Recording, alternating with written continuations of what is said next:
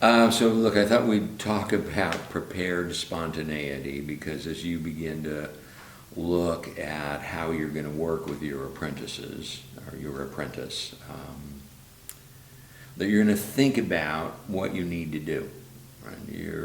You're going to think about, okay, well, what's going to happen the first time we meet? How is this going to go? And so you're thinking about it. And then what you're going to do is you're kind of going to get a plan of action, and then you're going to do that plan of action. And so you're already probably going to go into this, and you will be focused on your plan of action rather than being focused on being in the present moment. But we do need to do that planning. And we want to do that in an open and fun and an expanded way. And so we do it as a practice in our imagination.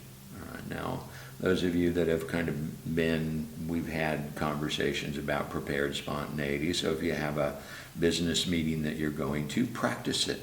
If you have a big speech that you're going to give, practice it in your imagination. Practice it in your imagination 5 or 6, 10 times, all right? Practice, the interaction with your apprentice in your imagination. You can do it while you're riding in the car, and you can do it while you're walking in the park or you're standing in the shower, but you begin to just allow that imagination to take place, and then you forget it.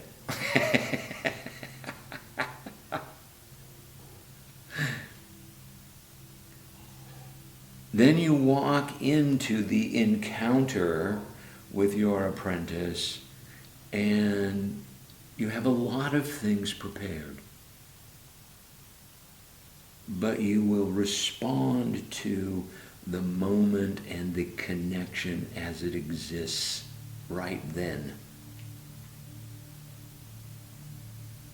And then the stuff that you imagined, it's all there. And so it will arise when intuitively it's the right thing to happen.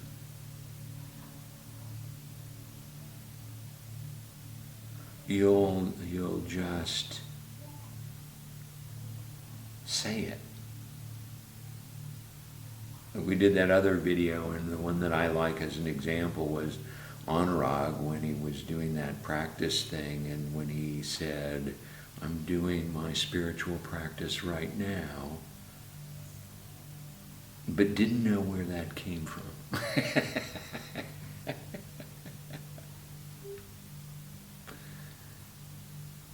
And a lot of you have done speeches and talks where you get so absorbed in what you're doing, you know all the information, but what happens is you just get on this roll. You're just on the, and it just flows, and you're picking up an energy from the audience, and you're taking that energy and then you're moving it back, and there's this flow that's going, and there's actually then sometimes a piece of you that can watch yourself giving that talk. Or even if you can't watch yourself giving that talk, sometimes there's a little thought that comes in that says, whoa, I didn't know I knew that. Okay, or that's a good way to say it, or something like that. I'll see those every once in a while. Oh, Brian, that's good. Okay. That's the other me that's actually sitting up here. That's a strange one, by the way. When we go out of our body, we always go to the same place. Doesn't matter what culture, what it is, it's always upper right-hand side, and it's up. It's interesting. I find it interesting. But we're talking about prepared spontaneity. Sorry, that one just came up. And that's the problem with this, is we don't know what we're going to say. But it's also good because then nobody can really hold you accountable, right? And that's what's wonderful about those interactions with your apprentice.